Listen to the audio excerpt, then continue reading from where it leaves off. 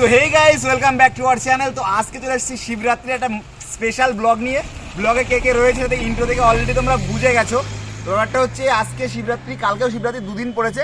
এবছরের তিথিটা না, এই 2 বছর ধরে তিথিটা 2 দিন ধরে পড়ছে সব কিছুই। মানে আজকে রাত 8টা থেকে কালকেও আছে, সকাল পর্যন্ত আছে হয়তো তিথিটা। তো আজকে আমরা যাচ্ছি অ্যাডভান্স, এখনও আর কি তিথিটা লাগেনি। আমরা আর কি গঙ্গা স্নান করতে যাচ্ছি। সেখানে আমাদের মহাদেবের মূর্তি রয়েছে, মহাদেবের লিঙ্গ রয়েছে, সেখানে কি আমরা জলটাও ঢালবো। তো সম্পূর্ণটা দেখতে থাকো, আশা করছি তোমাদের ভালো লাগবে, কোনো স্কিপ না করে। চলো।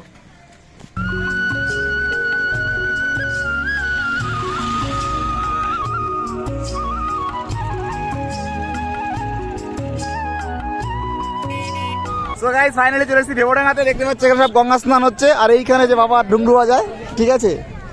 মানে আমরা এসে এই যে ব্যাগ ভাড়া দিচ্ছি। মামা, এ মামা, হাতে কি তোর? হাতে কি দেখা? এই যে ব্যাগ ভাড়া দিচ্ছি, আর ওই যে ওরা ওখানে স্নান করছে। ওই যে মাসি আর বোন স্নান করছে। মানে মাসির সঙ্গে এসেছি, মাসি এসছে, মামা এসছে, আর একটা বোন এসছে বাড়ির পাশে। আমরা কখন নামবো তো ঠিক নেই। ওরা নেমেছে, বলছে 1 ঘন্টা লাগবে। এটা কি মানা যায় বলো? এখানে দেখো লোকজন সবাই স্নান করছে, সুদূর থেকে এসছে। আর আমাদের এই দেবডাঙ্গাতে মানে মহাদেবের মন্দিরটা একদমই গঙ্গার সংলগ্ন, মানে গঙ্গার মধ্যেই বলতে পারো। এই জন্য আর কি লোকজন একটু বেশি হয় এখানে, বুঝতে পারছো? আচ্ছা, তো রাস্তা মাস্তা গাছ করে দাঁড়িয়ে যাবে না। মামা, এই যে মামা তো টাইম পেয়ে গেছে, গার্লফ্রেন্ডের সঙ্গে কথা বলছে। আর আমি, তুমি কোথায়? হ্যাঁ, আমার মহাদেব, আমার পার্বতীটা আমার কাছে নেই এখন বর্তমানে। যাই হোক, এই যে মামা অলরেডি মামির সঙ্গে গল্প করা শুরু করে দিয়েছে, টাইম পাস করছে। আর আমি কি করবো? আমি বসে বসে এখানে ধরে রয়েছে এগুলো, আর সব লোকজন দেখছি আর কি। ঠিক আছে, এই তো মকা, লোকজন একটু দেখে নিই। যাই হোক, খারাপ নিও না। ওরা স্নান করে উঠবে, তারপর আমরা স্নান করবো, তারপর জল ঢালবো।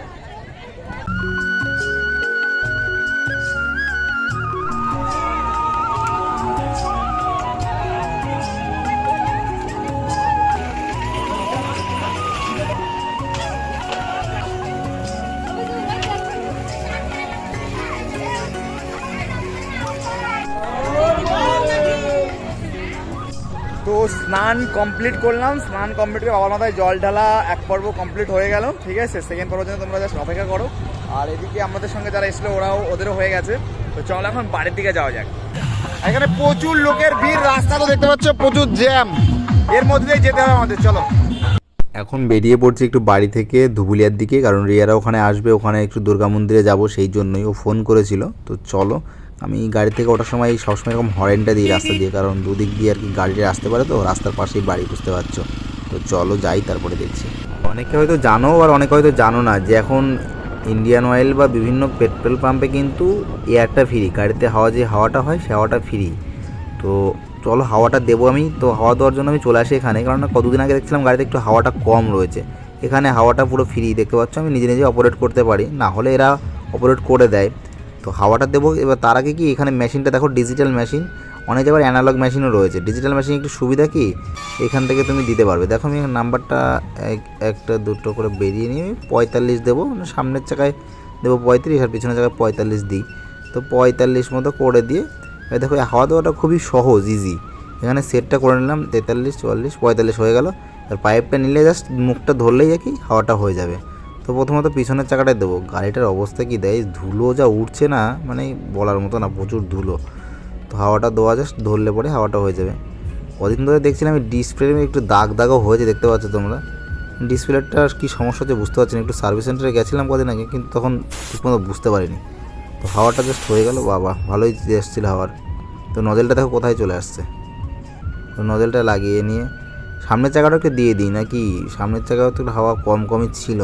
তো চলো হাওয়াটার প্রেশারটা কমিয়ে নিই একটু, 36, 37 করে দিয়ে দিই সামনের দিকে। সামনে আমি একটু কমই হাওয়া দিই, তোমরা কেমন হাওয়া দাও জানি না। এই গাড়িটা বড় গাড়ি তো, এই জন্য সামনে 36 মতো দিই। মোটামুটি রোদটাও খুব পড়ছে, তো হাওয়া বেশি দিলে আবার ভয় লাগে, বাস্ট হয়ে যায়। ট্যাঙ্কিতে যদি আমার সবসময় ফুল ট্যাঙ্কি তেল থাকে, কারণ এখন BS6-এর গাড়ি তো, তেল যদি বেশি থাকে গাড়িটার ইঞ্জিনটা আর কি ভালো থাকে, বুঝতে পারছো। গাড়ি রিজার্ভে একদমই ফেলা উচিত না। আমি কখনো এই টেস্ট করার জন্য আর কি রিজার্ভে ফেলি, যে কত মাইলেজ দিচ্ছে। এবার ধরো সার্ভিসিং করেছিলাম কদিন আগে, তো তার জন্য আর কি এখানে করেছিলাম, মানে রিজার্ভে ফেলেছিলাম একবার। তো এখানে পাইপটা আবার গুছিয়ে রাখলাম। তো অসংখ্য থ্যাঙ্কস, মানে এই ফ্রিতে এয়ার দেওয়ার জন্য। এর জন্য আমি চলে আসি, পেট্রোল পাম্পের লোকগুলো দেখে আমার এখান থেকে পেট্রোল ভরে না, কিন্তু এখান থেকে এই ছেলেটা হাওয়া ঠিক ভরে নিয়ে চলে যায়। কী আর করবো, চলো। দেখতে পাচ্ছি এখানে প্রচুর ফাঁকা, লোকজন তাকিয়ে রয়েছে আমার দিকে। আমি অ্যাকচুয়ালি রিলায়েন্স পেট্রোল পাম্প থেকেই তেলটা বেশিরভাগ ভরি, কারণ ওখানে একটু মানে মাপটাও ঠিকঠাক থাকে আর দামটা একটু বেশি হলেও নাকি তেলটা নাকি শুনেছি ভালো। আমি জানি না, তোমাদের জানা থাকলে জানিও যে রিলায়েন্সের তেলটা ভালো নাকি ইন্ডিয়ান অয়েলের তেলটা বেশি ভালো। দিয়ে আবার ফোন করলো যে তুমি একটু দুধ নিয়ে আসো, মানে লিকুইড দুধ, তোমার পুজোতে লাগবে, যদিও ব্যবস্থা হয়ে যাবে না পেলেও হয়তো। তো আমাকে বললো যদি পাও তো নিয়ে আসো। তো এখন কাকিমার কাছে যাই, দেখি কী বলে কাকিমা। বলছি প্যাকেট দুধ পাওয়া যাবে? 500 দেবে গ্রামের দিন তো। পাঞ্জাব কিং দিলাম। হ্যাঁ পাঞ্জাব কিং হ্যাঁ 500 লিটার ওটা দিন, ছোটো প্যাকেট। কত? গুঁড়ো দুধ তো? না গুঁড়ো দুধ না, প্যাকেট দুধ, লিকুইড। এগুলো কোথায় পাওয়া যাবে? রাস্তার ওপারে? আচ্ছা হ্যাঁ, রাস্তার ওপরে 2-3টে কেকের দোকান আছে, ওখানে হয়তো পাওয়া যেতে পারে। তো গিয়ে দেখি পাওয়া যায় কি না। মানে আমি প্রথমে বললাম কাকিমাকে যে দুধ আছে কিনা, উনি বললো হ্যাঁ দুধ আছে। তারপরে বললো কোম্পানির নামও জিজ্ঞাসা করে নিল, তারপরে বলে কি লিকুইড, মাথা চুলকাচ্ছে যখন তখনই বুঝতে পেরেছি যে কাকিমা তো বুঝতে পারিনি আমার কথাটা। তো চলো ওপারে গিয়ে দেখি পাই কি না।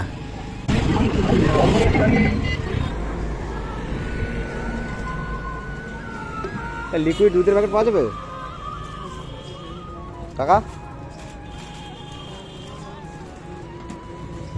বলছি দুধের প্যাকেট পাওয়া যাবে? দুধের প্যাকেট পাওয়া যাবে? দুধের প্যাকেট কোথায় পাওয়া যাবে?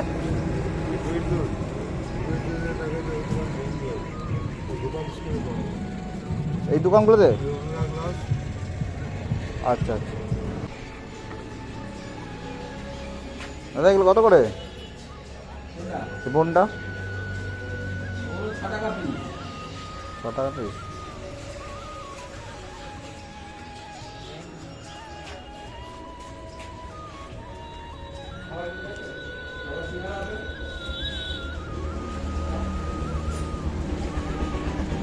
এইটা আর একটা হলুদ হলুদ রঙের হয় না? ও আচ্ছা আচ্ছা, ঠিক আছে ঠিক আছে।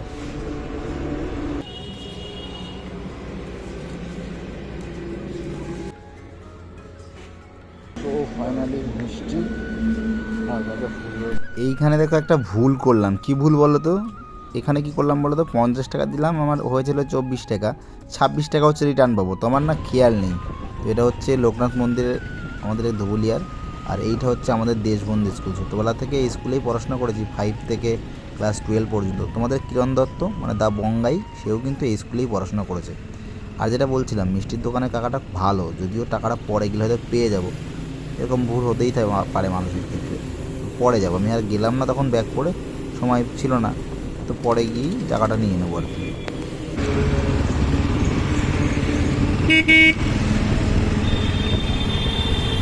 চলো কই পাশে? হ্যাঁ এটাকে চলে আসছে গাইজকে। এ বাবা এটা কি লাগিয়েছে? আমি তো দেখিনি। ভালো আছে তো? আমার বরটা আমার জন্য উপোস করে আছে এখনো অবধি। এ বাবা চলো। আছো তো? হ্যাঁ হ্যাঁ আছি আছি।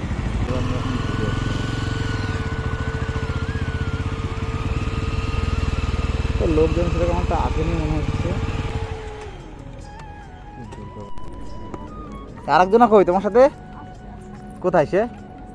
কোথায়? তুমি কি জানো বাসে? একটা খুশির খবর তা বাসে এইখানে হচ্ছে দেখতে পাচ্ছ, মানে দুইজনের বেশি বসা যায় না, ওই জন্য ওকে বাসে উঠিয়ে দিছো।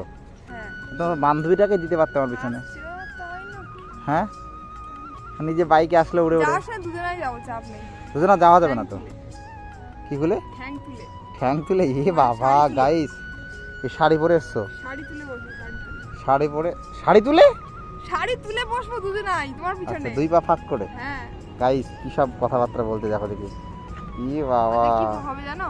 হ্যাঁ আরে কি হবে জানো? কি হবে? আরে ঘোষণা হবে। কি ঘোষণা হবে? কি ঘোষণা হবে দেখতেই বাবা। কি ঘোষণা হবে? দেখো ভিডিওটা। যে পুক পুক পুক, এই মুখগুলো লাল লাল করেছে, কি মেখেছো তুমি?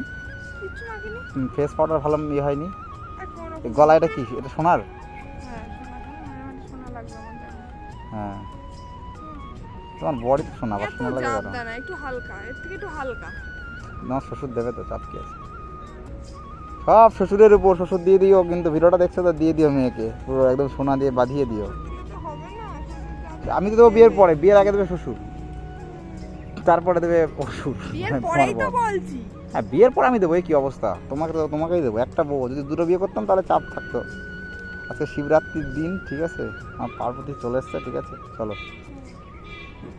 আচ্ছা দেবো। এই দেখো চলে এসছে আর একজনা। হাই হ্যালো, কেমন আছে বলো? ভালো আছি। তো অনেকদিন পরে বান্ধবী ললিতা দেখা আর কি, ঠিক আছে। বান্ধবী তুমি কি প্রীতম খুঁজতে এসছো? হ্যাঁ, আমি আজ প্রীতমকে খুঁজে নিয়েই বাড়ি যাব। তো চলে এসছে। এবার কোথায়? এগুলো শিব মন্দির নাকি? এই জায়গাটা কোথায় গো? এটা দুর্গা মন্দির, জায়গাটা কোথায়? চৌগাছা। চৌগাছা, এটা ধুবুলিয়া চৌগাছায়। চলো তাহলে।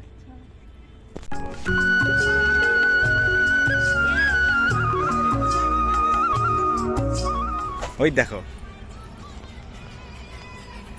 ও ক্যামেরাম্যান, ওই যে মডেল। তো আমাদের দুর্গা মন্দিরে এখানে না পদ্ম পাতা রয়েছে, জানতামই না। দেখতে পাচ্ছি এখানে পদ্মর চাষ হয়েছে, জাস্ট ওয়াও। এটা কুয়োর মতো করেছে, এর মধ্যে পদ্মর চাষ করেছে। জায়গাটা খুবই সুন্দর। আর বিশেষ করে শীতকালটা তো জাস্ট অসম লাগে, মানে ফুল থাকে শীতকালে। এখন গরমের ভাবটা পড়ে গেছে, ফুলটা নেই। এই যে এখানে তো হচ্ছে, এটাকে আমরা কাগজ ফুল বলি। তোমরা কি ফুল বলো অবশ্যই কিন্তু কোন করে জানিও। খুব সুন্দর লাগছে জায়গাটা, দেখো। মানে সবুজ প্রকৃতির মধ্যে একটা পার্কের মতোই, কিন্তু মন্দির, মানে মন্দিরটার সঙ্গে পার্কের মতো অ্যাটাচ করা আছে। আবার এইখানে দেখো সবজির চাষও হয়েছে। এখানে যে আশ্রমে যে প্রসাদ মশাদ হবে, সে আজকে যেমন ধরো ওখানে খিচুড়ি হচ্ছে, তো ওইখান থেকে পালং কেটে নিয়ে গেল, টমেটো রয়েছে, এই যে এখানে বাঁধাকপি রয়েছে, সমস্ত কিছু, ওই পালং রয়েছে ওখানে দেখতে পাচ্ছ, ওখানে পুঁই রয়েছে, ওখানে ঢ্যাঁড়স রয়েছে, সমস্ত কিছু কিন্তু চাষ হচ্ছে। ওখানে ধনেপাতা রয়েছে। এই কে উঠবে? তুমি উঠবে না উঠবে? তো দেখতে পাচ্ছ, একে নেবো না একে নেবো, কাকে নেবো? দুজনকেই দু পায়ে বসবো। দুজন। এই শাড়ি পরে দুজনে এখন এই বাইকটাতে বসবো।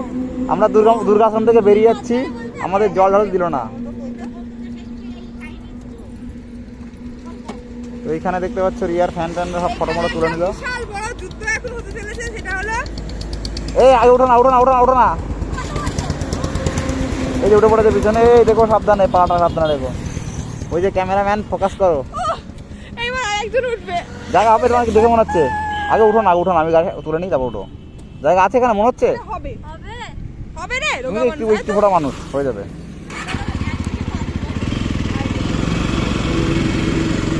একদিকে পাঠিয়ে বলবা, অসম্ভব ব্যাপার। আমার বিচি বিচি খুলে যাবে তাহলে। তো দেখো এটা কি হচ্ছে, এই কি পারবে উঠতে? এ বাবা, লুঙ্গি মুঙ্গি সব প্যান্ট ম্যান দেখা যাবে না তো রে। এ বাবা, লুঙ্গি দেখা যাবে, পিছন থেকে লোক পাশা থেকে নেবে। যা, উঠেছো উঠেছো গাইস, ইয়ো কিছু বলো তোলো। রক বাবা ফাইনালি গাড়িতে 3 জন গাইস। শাড়ি পরে তিনজন, এটা সবথেকে বড় পরীক্ষা আমাদের। বা দেখি তোর মুখটা দেখি। চলো।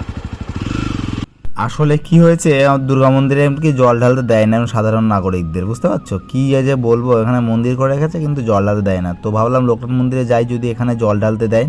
তো লোকনাথ মন্দিরে চলে আসলাম, দেখি এখানে লোকনাথ মন্দিরে ওখানে পুজো মুজো হচ্ছে না, লোকজন নেই। তো ভাবলাম যে পুজো করতে দেবে তো চলো ভিতরে গিয়ে দেখি কি অবস্থা। এখানে তো দেখো কোনো লোকজনই নেই, ওখানে তো লোকজন ছিল। এখানে মানে এটা NH-এর একদম পাশে, NH 12-এর পাশে, যেটা আগে NH 34 ছিল, লোকনাথ ব্রহ্মচারীর মন্দির। দেখতে পাচ্ছি এখানেই পাশে রয়েছে শিবের মন্দির।